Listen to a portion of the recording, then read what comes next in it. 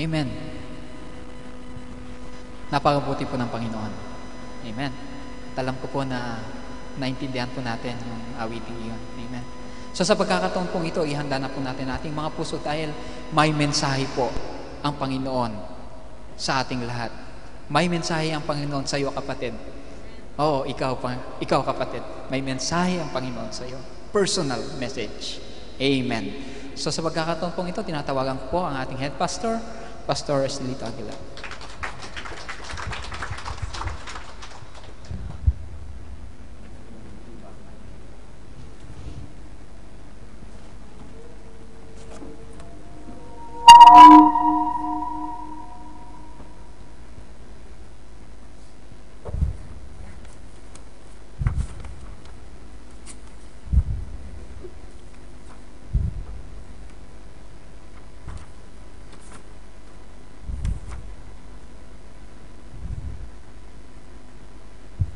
Amen.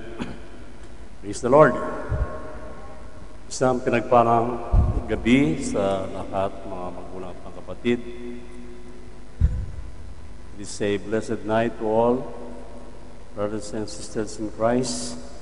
Purihin po ang Panginoon sa gabing ito.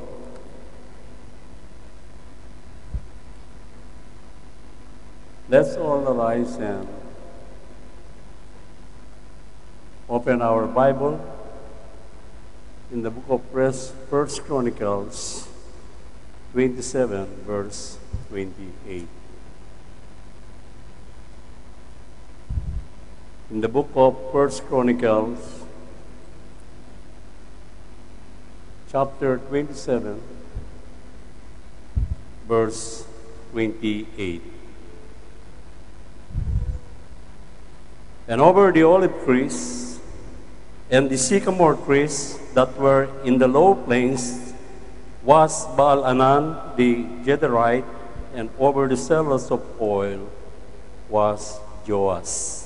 At sa mga puno ng olibo at sa mga puno ng sycamoro na nangasang mababang lupa ay si Baal-Hanan ng Gederita, at sa mga kamalik ng langis ay si Joas. Praise God for reading His holy words. Let us pray. Let's bow our head and pray.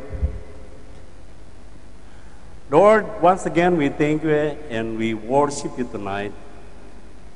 We thank you, Lord, for the rest of the day. And tonight you are our great teacher. We ask you, Lord, to bless every one of us here. And may your Spirit will manifest in our midst for tonight, Lord. We thank you and we worship you. In Jesus' name, amen.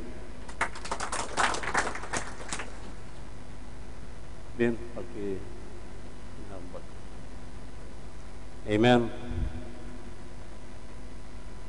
Brothers and sisters in Christ, kung makikita po ninyo ang ating text sa gabing ito, I would like to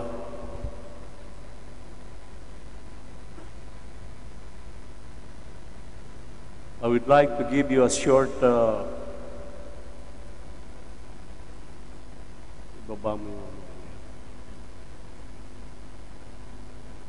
about 1 Chronicles 27. If we will notice, brothers and sisters, from 1 Chronicles 27, from verses 1 to 15, we can notice, ito po, makikita po natin dito ang mga talaan ng mga Israelita ayon sa kanilang angkan at sambayan na naglilingkod sa kaharian ni King David. And from verses 16 to 24, we will notice the list of leaders for every tribes of Israel. And from verses 25 to 31, ito po'y talaan ng mga namamaala sa kayamanan ni Haring David. And from verses to 34, makikita po natin ang mga tagapayo ni David. And tonight, brothers and sisters, we will focus our message on verse 28 in chapter 27 of the First Chronicle, it is written, "And over the olive trees and the sycamore trees that were in the low plains was Baal-Hanan the Gederite, and over the sellers of oil was Joas." Brothers and sisters, kung titingnan po natin ang aking binasa na verse sa chapter 27, siguro po magtataka tayo, ano kaya ang message nito ni Pastor? Brothers and sisters, if you will read from verses 25 up to 34, we might miss this verse 28, but there was a good message tonight. Meron po magandang message ang Panginoon para sa ating lahat about this verse o verse 28. Mga magulang at mga kapatid, Joas is a man who was in a place of a special service to King David. He's one of the leaders na inassign po ni Haring David sa kanyang isa sa mga taga-ingat yaman ni Haring David. At inatasan po at binigyan po ng isang responsibility itong si Joas bilang tagapamaala ng kamalig ng langis sa kaharian po ni David. So, ganun din po tayo mga magulang at mga kapatid. Tayo, kapag nabigyan po tayo ng isang tungkulin,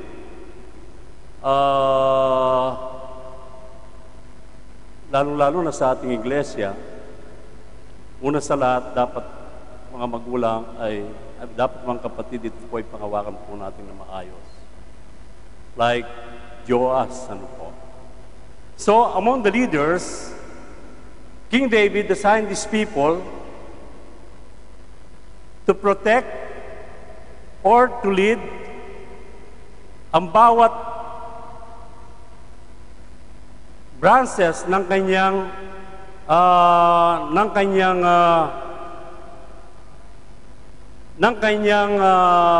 palasyo, and Joas was among the people who was selected by the king to manage about the sellers of oil. Brothers and sisters in Christ, ang trabaho na ito, mga kapatid, bilang tagapamaala ng kamalig ng langis ay hindi po simpleng trabaho. Hindi po magaan na trabaho. At ang trabaho na ito, it is not very attractive na nabibigyan ng atensyon ng bawat tao. If you notice, brothers and sisters, Joas is serving his king.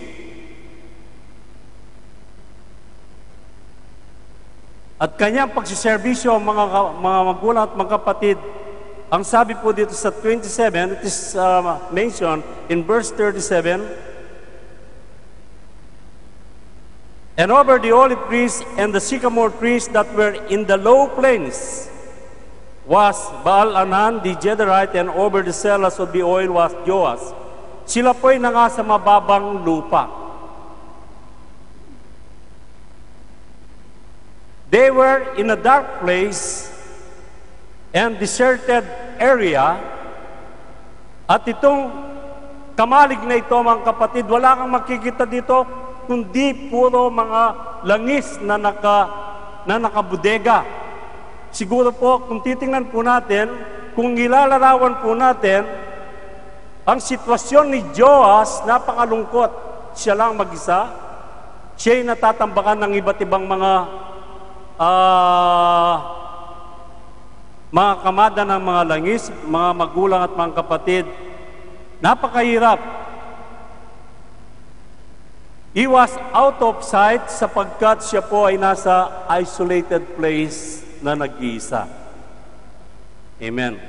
Ano kaya ang ating matututuan sa naging tungkulin na binigay po ni Haring David kay Joas? Why we will focus to this verse tonight, brothers and sisters, samantalang ang verse na ito, kung babasahin po natin na diretso ang Bible, it is an unnoticed verse, hindi po natin mapapansin. But, kung titingnan po natin, with the guidance of the Spirit of God, mga magulang at mga kapatid, meron po tayong isang magandang mapupulot at very important message na ibibigay po sa ating lahat ng Panginoon sa gabing ito. Amen. So, we can learn much about being faithfulness to the Lord. Katulad po ni Joas, he was very faithful to King David sapagkat he never resist his duties na binigay sa kanya ni Haring David. Amen.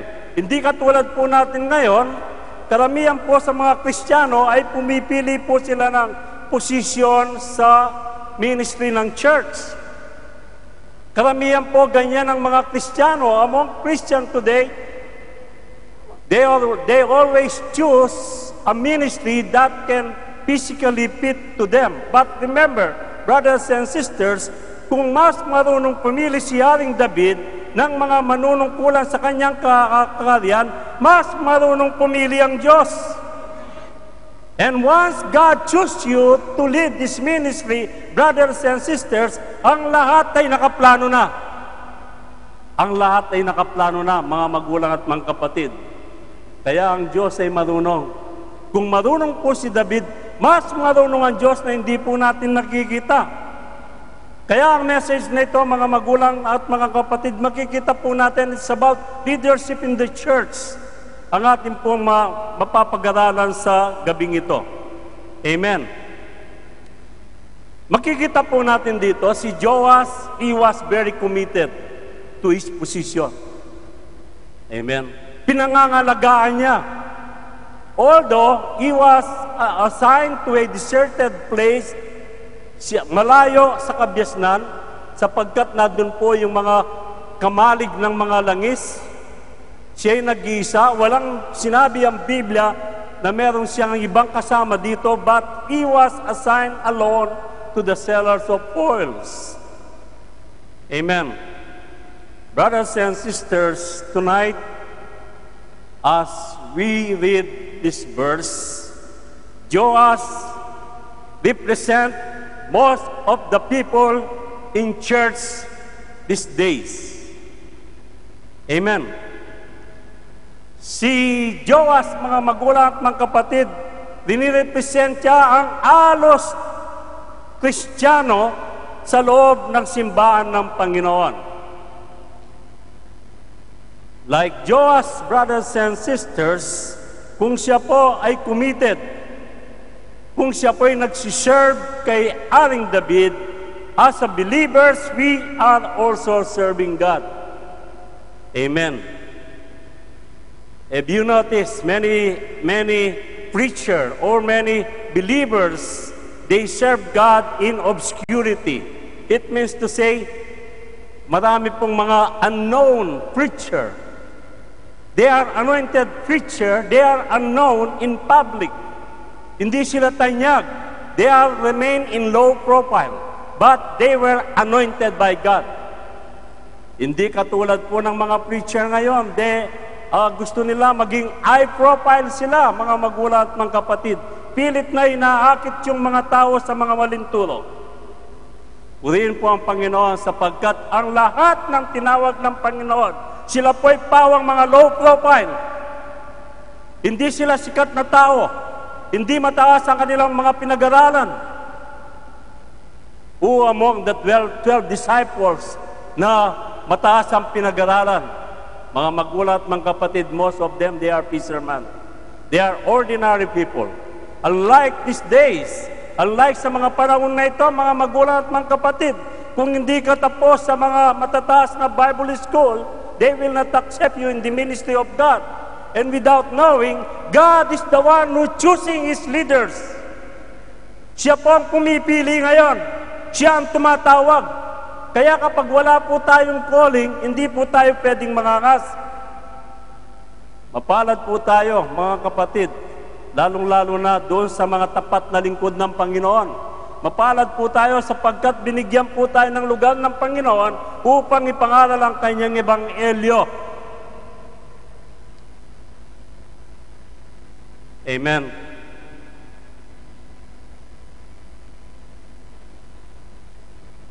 At kung titingnan po natin ang mga lingkod ng Panginoon, the service they provided in the church, brothers and sisters, is very essential to God because they spread the gospel of God, the gospel of our Lord Jesus Christ to the people and in the life of the church. Kaya mga magulang at mga kapatid, tonight, the lesson that Joas will teach us is about our faithfulness and obedience to God and our duty to God. Amen. Kaya mga magulang at mga kapatid, isa pong napakagandang message ang binigay po ng Panginoon sa ating lahat. And this message is for everyone. The responsibilities of Joas, according to verse 28, is to keep the oil. Amen. Bantayan ang kamalig ng langis. Brothers and sisters, this oil is called an olive oil. Amen. And during that time, this olive oil was extremely important among Jewish people in that day. Ito po ay labis o ubod na importante sa bawat Hudyo o sa bawat Israelite during that day. And this oil was being used in their religion. Kaya napaka-importante po ng olive oil during that time. Amen. Saan po ginagamit ito? Oil is using to anoint the king. Amen. At ang oil na ito, they use in meat offering and they use in trespass offering. Unlike these days also, mga magulang at mga kapatid, and this present times, itong olive oil ay very essential. At ito po ay ginagamit natin sa ating pagluluto. Amen. At ito ay ginagamit din sa ngayon sa medisina. At ito po ay ginagamit din ngayon para sa mga cosmetic. Ano po? And during that time also, this oil they use as fuel for their lamp. Para sa kanilang mga ilaw, ginagamit din po ang langis na ito during that time. Kaya ang olive oil ay napaka-essential until this present days, mga magulang at mga kapatid. Kaya itong tungkulin po ni Joas upang bantayan.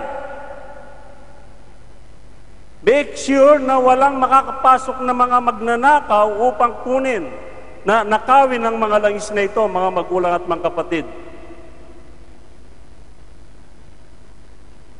Siya ang nag-iisang nagbabantay sa kamalig na ito. Mga magulang at mga kapatid, tonight, we need to understand that oil is also a symbol. Ang olive oil ay isa rin pong simbolo sa Biblia. In the Bible, oil is represent the Holy Spirit of God. Amen. Ang langis na ito, mga magulang at mga kapatid, ito po ay simbolo ng Espiritu ng Panginoon. Amen. Kaya, we need some people tonight to keep this oil from themselves. Dapat, sa gabing ito, mga magulang at mga kapatid, we have to keep this oil from our life. Amen. Kaya kapag wala kang langis, brothers and sisters, it means the Spirit of God is not dwelling in your life. Hindi nagmamanifest ang Espiritu ng Panginoon sa ating buhay. How we can keep this oil in our life? Paano po natin mapanatili ang Espiritu ng Diyos sa ating buhay? Dapat po natin tandaan, once we repent, kapag tayo po'y nagsisi ng ating mga kasalanan, at tayo na bautismo, and we were baptized in the name of our Lord Jesus Christ for the remission of our sins, you shall receive the gift of the Holy Spirit. And that is a promise from God, mga magulang at mga kapatid. We will receive the gift of the Spirit of God because our body, tandaan po natin, remember, once we repent and baptize in the name of our Lord Jesus Christ for the remission of our sins, our body, ano po ang sabi ng Biblia? Ang katawan na ito,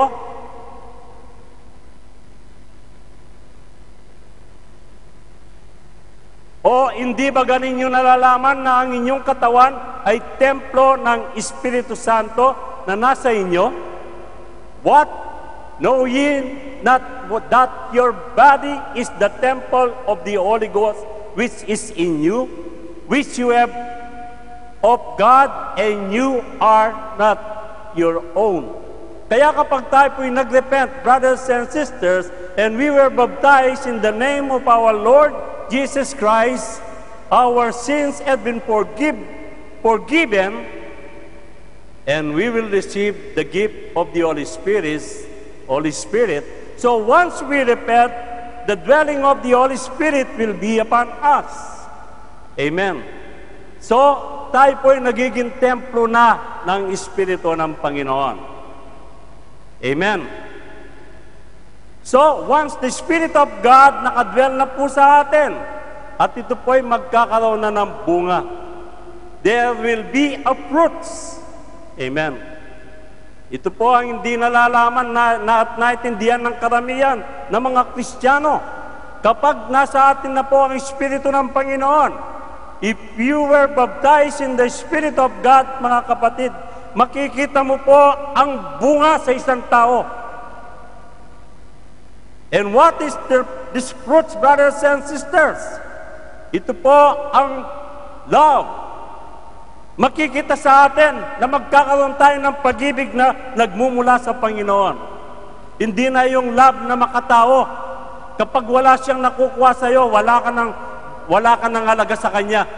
Hindi po tunay na pag-ibig yan. But ang pag-ibig na nagmumula sa Panginoon, meron ka o wala, mahal ka pa rin ng iyong kapatiran. Kahit matigas ang ulo mo, mahal ka pa rin ng iyong kapatiran. Amen. At nagkakaroon ka ng hindi lang pag-ibig, hindi lang love, at nagkakaroon ka rin ng joy.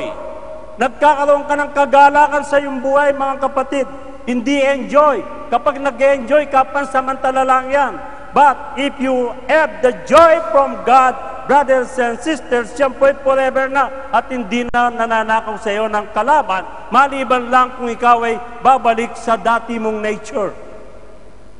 Iba ang joy na nararamdaman po natin, lalong-lalo na po tayong mga Kristiyano. Kapag nasa iyo ang joy, kahit wala kang pera, kahit ano ang problema mo, nandun pa rin ang kagalakan sa iyong puso, sapagkat alam mo ang Diyos hindi Kanya iniiwanan.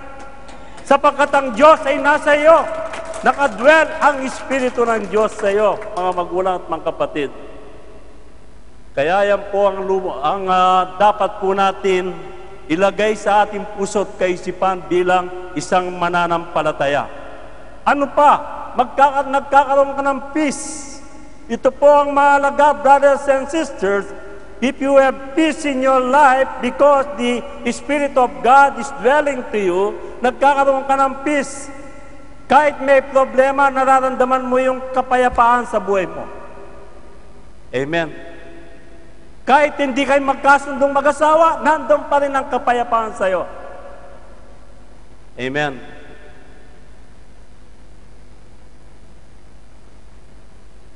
What else?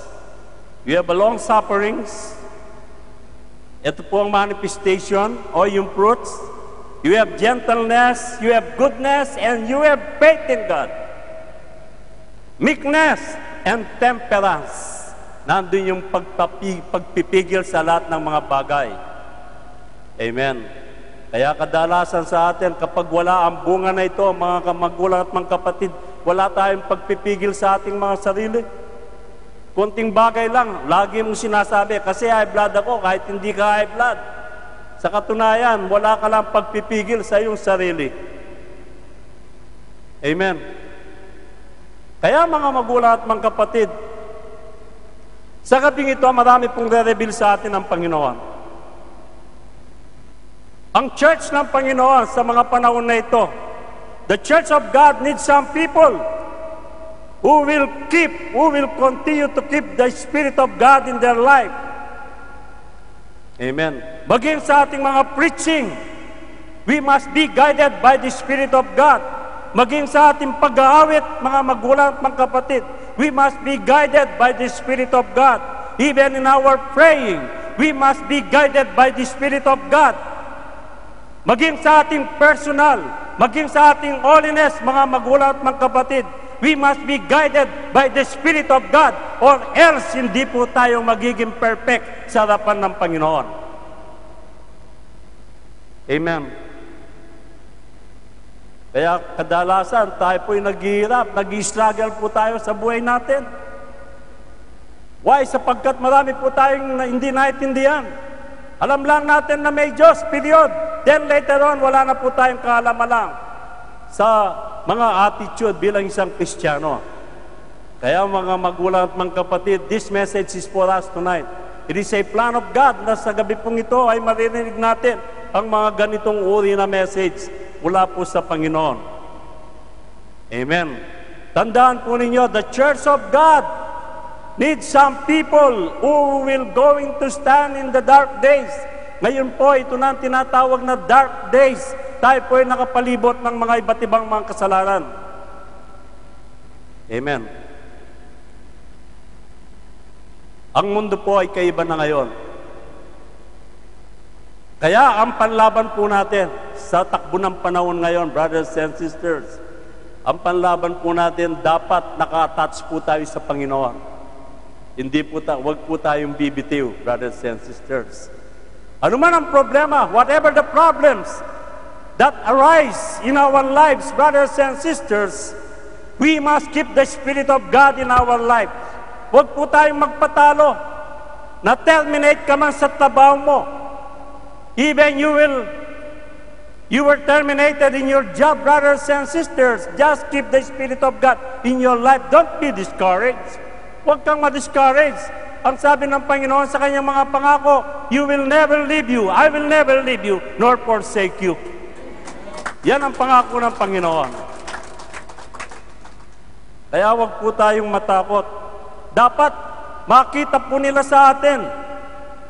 And let the light of the Spirit of God will shine upon us. Amen. Yan po ang kailangan po natin sa mga panahon na ito. Ano po ang sabi sa Book of Matthew? In the Book of Matthew chapter 5 verse 16, let your light so shine before men. Amen. Dapat ang ilaw na yan, mga magulang at mga kapatid, ay manatili sa atin. Laging kumikislap yan, brothers and sisters. Laging naka-on yan. Kaya kapag wala sa iyo ang Espiritu ng Panginoon, laging patay ang ilaw na yan. Amen. Kaya tingnan po natin, napapansin po natin sa mga Kristiyano, nakikita natin kaagad kung sino yung talagang Kristiyano o hindi. Kapag Kristiyano ka talaga, na iba yung itsura mo. Amen. Makintab ang itsura mo. Totoo po yan. Nakakatawa, totoo po yan, mga magulang at mga kapatid. Ang ibig ko sabihin, iba yung itsura ng tunay na Kristiyano kaysa dun sa mga carnal na Kristiyano na mapagpaimbabaw, na hindi totoo. Kaya ang sabi ng Biblia, let your light so shine before men that they may see your good works and glorify your Father which is in heaven. Amen. Totoo po yan. Kung minsan iniisip natin, nakakatawa naman si Pastor. Brothers and sisters, kapag nararanasan po natin yan, hindi tayo ang magsasabi, mismo ang mga tao na kausap po natin. Why? Sapagkat nagkakaroon po ng changes. It will change the way we talk, the way we speak, the way we dress. Magkakaroon po ng changes ang lahat ng mga yan. Amen. Dati, amoy sigarilyo ka. But kapag na-born again ka na, nag-repent ka na, hindi ka na amoy sigarilyo. Amoy joban ka na. Amen. That's true, brothers and sisters. Nag-iiba po ang ating attitude. Kaya kapag hindi nag-iiba yung attitude po natin, mga magulang at mga kapatid, walang pagbabago, no changes in our life if we have the same nature. If we have the same attitude, nothing will change in our life. Ganun ka pa rin.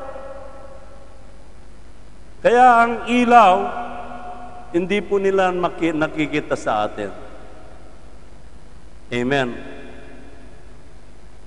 Kaya ang church ng Panginoon needs some saints of God who are filled with His Spirit. Yan po ang kailangan ng church ng Panginoon ngayon. Dapat lahat po tayo ay filled ng Holy Spirit upang sa ganon ay walang disunity, upang sa ganon ay walang division, so that we will united in the name of God. Yan ang kailangan. Kaya bakit nagkakaroon ng disunity? Why? Sabagat iba't ibang espiritu na meron ang mga Kristiyano. Yan po ang problema ng Church of God sa mga panahon na ito. Kaya ang sabi ni Paul, in the book of Ephesians chapter 5 verse 18, and be not drunk with wine, wherein is excess, but be filled with the Spirit. At huwag kayong magsipaglasing ng alak na kinaroroonan ng kaguluhan, kundi kayo'y mga puspos ng Espiritu ng Diyos. Amen. Ang nakakalungkot, konti lang nakakaranas nito. Paano bumapuspos ng Espiritu? Yung iba naman, hindi sila naniniwala sa Espiritu ng Panginoon o yung pagdidwell niya sa atin. Why? Sabi nga ng aklat ng Hosea, my people are perished because of lack of knowledge. Kaya dahil wala tayong kaalam-alam sa salita ng Panginoon, hindi natin alam kung ano itong baptismo ng Santong Espiritu.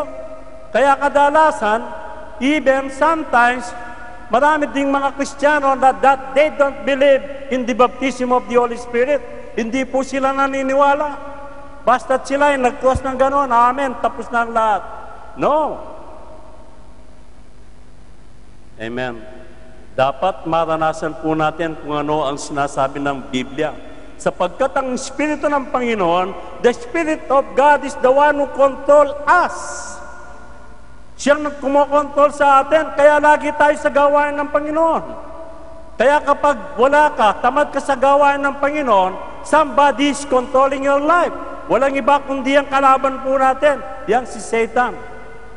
Amen. Si Satan, hindi ka dadalhin sa ganitong gawain. Dadaling ka sa ibang lupalop, brothers and sisters. Ililigaw ka niya. Ba't mapalad po tayo sapagkat pinili po natin ng mabuti sa gabing ito? Mapalad po tayo sapagkat we choose the best for us is to worship the living God. Amen. So when we are filled with the Spirit of God, mga magulang at mga kapatid, He will go in to consecrate us. consecrate us, brothers and sisters. It means to say, sineset apart tayo ng Panginoon. Amen. Among unbelievers. Kapag ang Panginoon, brothers and sisters, babautismo ang Kanya ng Kanyang Espiritu Santo, ang gagawin ng Panginoon, sapagkat siyang kokontrol sa'yo, He will set you apart at iiwalay ka doon sa mga unbelievers. Amen. So, mag-i-start na dyan ang persecution. Yung mga dati mong kaibigan, ayaw ka na nila.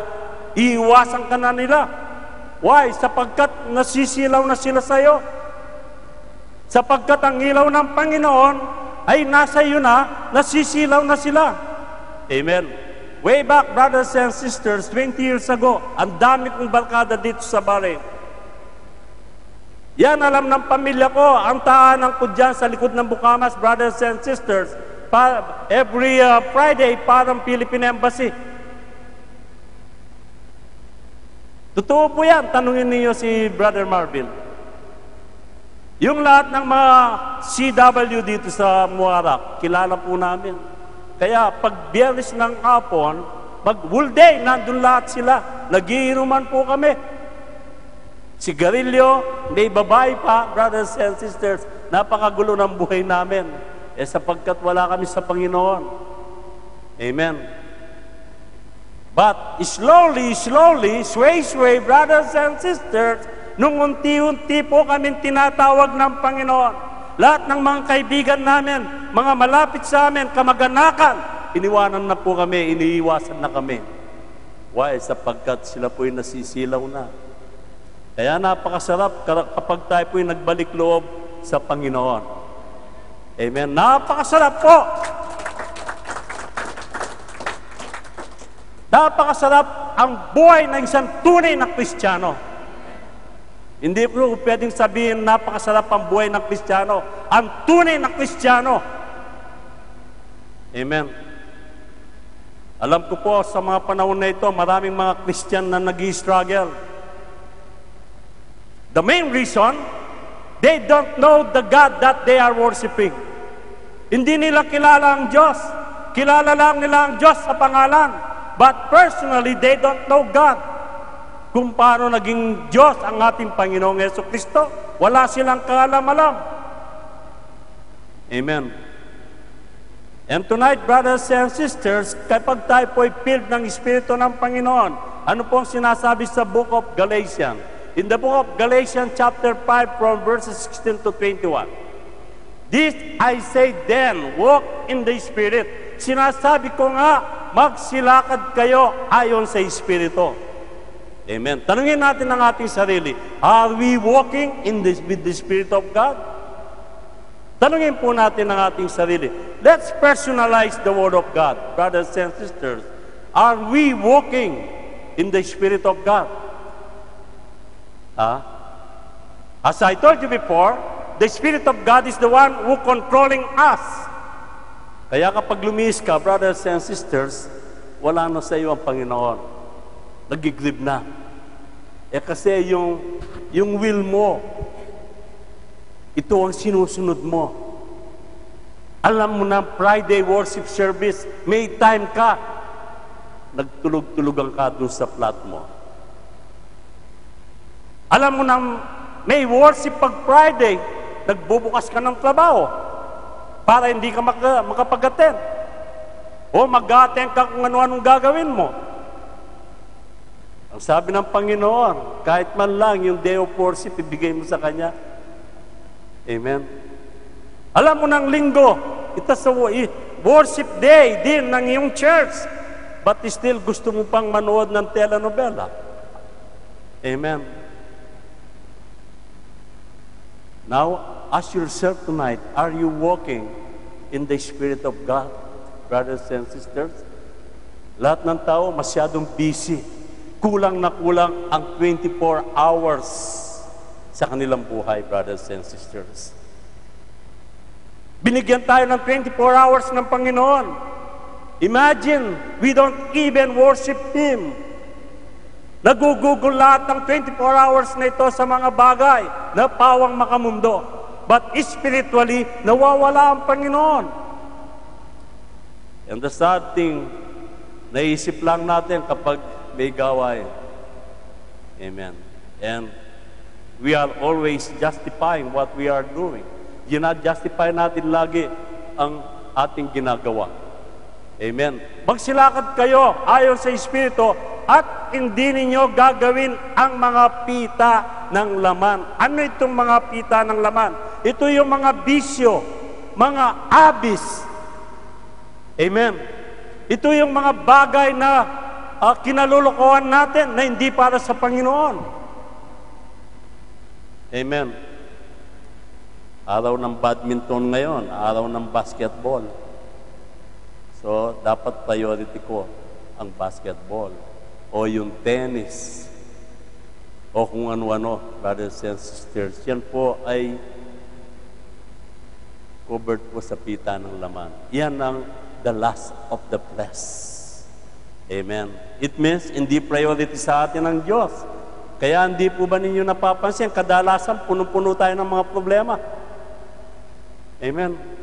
Samantalang sabi ng Panginoon, God is a God of order. Amen. Kaya kapag sumusunod po tayo sa kalooban ng Panginoon, ang lahat ng mga bagay ay nasa maayos. Hindi tayo nagkakaproblema. Amen. Nasa maayos ang lahat ng mga bagay. Next verse. For the flesh lusteth against the Spirit, and the Spirit against the flesh, and these are contrary the one to the other, so that you cannot do the things that you will. Nakukuha po ba ninyo? Sapagkat ang laman ay nagnanasa ng laban sa Espiritu. Totoo po yan. Amen. Sino ba dito ang nagmamadali? Sana matapos na si Pastor. Meron akong inihintay na palabas sa TV ngayon. Maganda. So it means to say, ikaw ay nagnanasa na laban sa Espiritu. Di po ba? Hindi natin madedeceive ang Diyos kahit anong gawin mo, brothers and sisters. Alam ng Diyos ang nasa puso mo. Alam ng Diyos, mga kapatid. Dalian mo naman, Pastor. Meron pa kaming gagawin ni Mister. Amen. Sapagkat ang laman ay nagnanasa ng laban sa Espiritu, at ang Espiritu ay laban sa laman, sapagkat ang mga ito ay nagkakalaban upang huwag ninyong gawin ang bagay na inyong ibigin. Amen. Totoo yan. Brothers and sisters, totoo po yan. Kaya kapag inuna natin yung gusto ng laman, nagigrib ang Espiritu ng Panginoon, nalulungkot ang Diyos. But kapag nasisya ng Diyos sa ginagawa mo, 100%, it is a complete blessing to your life. Totoo po yan, mga magulang at mga kapatid. 100% God will bless you. Kapag priority siya sa buhay mo. Kapag nagrebelde ka, brothers and sisters, nagrebelde ka, tumatagal ang pagpapala sa'yo. Totoo po yan. There is always a consequences for everything we are doing that is not right to God. May consequences po yan, mga magulang at mga kapatid. Totoo po yan. Amen. Kapag hindi mo inunaan ng Panginoon, sa buhay mo, may consequences yan. 100%. Amen. Next verse. Datapwat kung kayo'y pinapatnubayan ng Espiritu, but if you be led of the Spirit, you are not under the law. Wala kayo sa ilalim ng kautusan. Amen. Maliwanag po, brothers and sisters. Kaya kapag nagli-lead ang Espiritu ng Panginoon, nasa atin ang Espiritu ng Panginoon, sabi ng Biblia, wala na tayo sa ilalim ng kautusan. Ang lahat ng ginagawa po natin ay naayon sa kalooban ng Diyos. Amen. Kaya napakasarap po, mga magulang at mga kapatid. Kaya po natin gawin yan upang hindi magiging mabagal po ang buhay natin. Amen. So we need to keep the oil in our life. We need to maintain the Spirit of God sa ating buhay, mga magulang at mga kapatid. I-maintain po natin yan.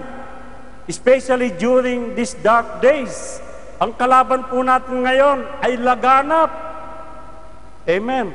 Pag-uwi mo lang sa bahay mamaya, brothers and sisters, naghihintay na si Satan sa pintuan pa lang.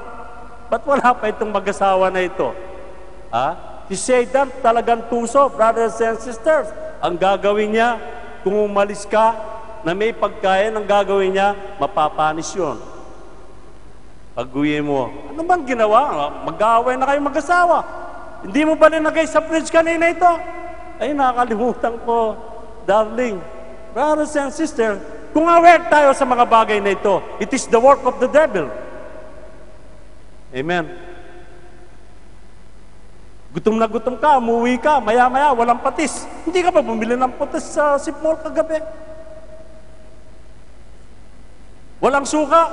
Anong ginawa mo sa lulo kagabi? Namili ka, walang suka. This is the work of the devil, brothers and sisters. Kung minsan hindi tayo aware, kung minsan ng maliit na bagay na yan, siyang pinagmumula ng pinag-aawayan ng mag-asawa. Amen. Why? Sapagkat Satan is trying to disturb our life because kung nakikita niya tayo na wala, binabaliwala natin, parang apig-walaki ka lang. Pag ikaw ay ganun ang ugali mo, parang apig-walaki, binibigyan mo ng pangsisatan sa buhay mo. But kapag lagi kang nakikita ni Satan, umaawak ng Biblia, umaawit ka, wala na yung mga awitin na mga romantic, wala na, puro praise the Lord na lang, praise the Lord. Natutuwa po ang Diyos. Amen. Wala na yung mga awitin na noong unang panahon, mawawala na yun. Puro mga praising na lang ang inaawit mo. Brother Henry, matutuwa si Pastora sa'yo. Amen. So si Joas, ang trabaho ni Joas to remain in his duty. Because King David is the one who assigned Joas to the sellers of oil. Ganon din po tayo, mga magulang at mga kapatid. Hindi lahat ng ministry ay maganda. Amen? Hindi lahat ng mga ministry sa church ay maganda. Kung minsan dadaling ka ng Panginoon sa malayo, brothers and sisters, you have to accept it. Kung ginawa ka ng missionary ng Panginoon, sasabihin sa'yo, pumunta ka sa Mount Pinatubo, doon ka mag-ministry. You have to accept it. Si Joas, ang sabi ng Biblia, linagay sa mababang lupa. He accept the position. He never complained. Huwag tayong magreklamo, mga kapatid. We are not called by position. Tinawag po tayo ng Panginoon upang mag-ministry on His behalf. Amen. Kaya kapag gusto po natin mamuhay na punong-puno po ng kagalakan at kapayapaan, we must please God to our life. And we must be faithful to Him and serve Him. Dapat kapag nag-serve tayo sa Panginoon, laging nakikita ng Diyos ang kagalakan sa ating puso. Kahit nataginit, brothers and sisters, nakikita ng Panginoon na nagagalak po tayo at nasisiyahan kahit naliligo ka sa pawis. Yan ang Diyos na sineserve po natin, mga magulang. Ano po ang sabi sa... Okay. Let's open our Bible. Let's go to 1 Corinthians chapter 2, 4 verse 2. Next verse. Bukod dito, kinakailangan sa mga katiwala na ang bawat isa ay maging tapat. So, dapat maging faithful po tayo. Kahit anong pong ministry na binibigay po ng Panginoon, music ministry yan, kahit anong ministry, prayer ministry, dapat maging tapat po tayo, mga magulang at mga kapatid. Amen. Now let's go to the book of Galatians chapter 18.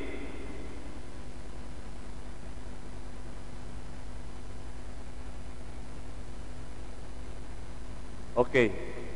Datapat kung kayo pinatnubayan ng Espiritu ay wala kayo sa ilalim ng kautusan. Left verse 19. At ayag ang mga gawa ng laman. Now the works of the flesh are manifest. Which are these? Which are these? Adultery, fornication, uncleanliness, lasciviousness, next verse, idolatry, witchcraft, hatred, variance, emulations, wrath, strife, sedition, and heresy, pagsamba sa Diyos-Diyosan. Pagsamba sa Diyos-Diyosan, hindi po yung sumasamba ka sa mga rebulto, hindi po. Ang Diyos-Diyosan, yung mga bagay na kinalulukuhan po natin. It is a part of idolatry. Amen. Tayo kasi, ang alam lang natin, yung mga santo-santo, no? Yung mga bagay na kinalulukuhan natin, na inaagaw, we are trying na inaagaw natin. Yan ang pinapalit natin.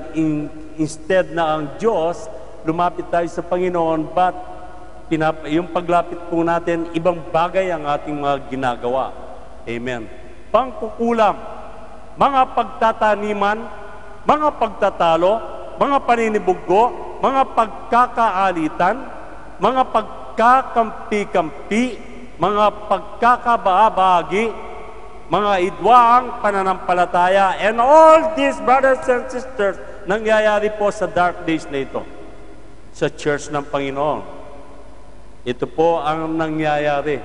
Amen. And last verse, mga kapanag-ilian, mga paglalasing, mga kalayawan, at ang mga katulad nito'y tungkol sa mga bagay na ito ay aking ipinagpapaunang ipinaalala sa inyo. Sabi po ni Paul, tulad sa aking pagpapaalala ng una sa inyo na ang mga nagsisigawan ng gayong mga bagay ay hindi magsisipagmana ng kaharian ng Diyos. They will not inherit the kingdom of God. Lahat ng mga bagay na gumagawa nito. If you are doing these things, brothers and sisters, this lust of the flesh, you cannot inherit the kingdom of God. Amen. Kaya maliwanag po ang Biblia, mga magulang at mga kapatid. Kaya mahaga pa, binibigyan na tayo ng babala ng Panginoon. Amen. Kahit hindi po ina-appreciate yung ginagawa po natin sa church. Amen. No one may see and appreciate what you are doing inside the church of God. Remember, there is a God in heaven who sees and watches and cares for you. Amen. Tandaan po ninyo, kahit po walang nakakakita sa ginagawa po natin, 100% there is a one God that looking upon us from heaven. Amen. Si Joas, malaki ang kanyang responsibility. He's guarding these cellars of oil. He made the inventory. Make sure kahit isang patak, walang nawawala sa langis na kanyang binabantayan. Amen. Laging maingat siya. What more tayo sa church na ito, sa generation na ito? Kung tayo po ay pinagkalooban ng Espiritu ng Panginoon, make sure the Spirit of God will continue to stay with us. Huwag natin paayaan na mawala ang Espiritu ng Panginoon sa buhay po natin. Or else, magkakaroon ng problema ang buhay po natin. Amen. Because the Spirit of God is precious. Unlike the oil na binabantayan ni Joas, is precious. Kaya pinagkatiwala ni Haring David sa kanya na bantayan ang mga kamalig ng langis na ito. Amen.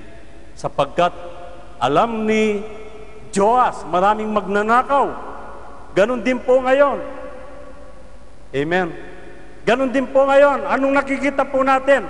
Marami pong mga Kristiyano na bumabagsak. Amen. Maraming Kristiyano na bumabagsak sa mga panahon na ito. Today, they are active, but later on, sila po'y bumabagsak, mga kapatid. The oil was being stolen to them. So, ang Espiritu ng Panginoon ay nawawala sa kanila. Bakit? Sapagkat nandun yung magnanakaw. Bakit ninanakaw po yan? Sapagkat nandun po yung compromising spirit. Nandun yung self-satisfaction. Nandun yung kawalang malasakit. Nandun yung worldliness. Nandun yung gusto mo, popular ka, sikat ka. Yan ang gusto ng mga tao. Kaya kung minsan ang Espiritu po ng Panginoon ay nawawala sa buhay po natin. Ang gusto ng Panginoon sa mga panahon na ito, brothers and sisters, we must always obey the Word of God. We must obey God kahit anong panahon. Amen. Yan po ang gusto ng Panginoon. In last verse, next verse. Okay, last verse. Kung ako'y inyong iniibig, if you love me, God said, keep my commandments. Kung ako'y inyong iniibig, ay tutuparin ninyo ang aking mga utos. It is a simple words from God na hindi po natin, kung minsan hindi pa rin po natin nagagawa. Amen. Simpleng abilin ng Diyos. Naghihirap pa din tayo na gampanan nito. Why? Sapagkat ang Espiritu ng Panginoon ay wala po sa atin. Ang Espiritu ng Panginoon ay iniiwanan tayo dahil sa mga bagay na ginagawa po natin. Amen. Kaya mga kapatid, isa pong babala sa ating lahat. Panatilihin po natin. Ang langis na yan ay manatili po sa ating buhay. Panatilihin po natin ang dwelling ng Espiritu ng Diyos ay manatili sa atin. Upang sa ganon, ang lahat ng mga bagay na gusto po natin na mangyari ayon sa kalooban ng Panginoon, ito po ay mangyayari. Kaya sa gabing ito, brothers and sisters, muli nananawagan po ang Panginoon. Let's keep the oil running around us. Dwelling. Mag-dwell po sa ating katauhan. Yan po kailangan natin. Or else, without the Spirit of God, we cannot worship God. Hindi tayo makapag-worship ng maayos sa Panginoon. Kaya kapag nag-worship ka, ang daming mga disturbance. Ang daming atake si Satan. Ano po? Nag-worship ka, wala kang iniisip kundi yung mga anak mo. Nag-worship ka sa Panginoon, wala kang iniisip kundi yung mga kakainin mo bukas. Nag-worship ka sa Panginoon, wala kang iniisip kung sasahod ka sa katapusan na ito. Maraming katanungan na dumarating po sa buhay po natin kapag wala sa atin ang Panginoon. But if the Spirit of God will continue to dwell sa buhay po natin, nagkakaroon po tayo ng kapayapaan at kagalakan sa ating puso. Tayo po tumayo.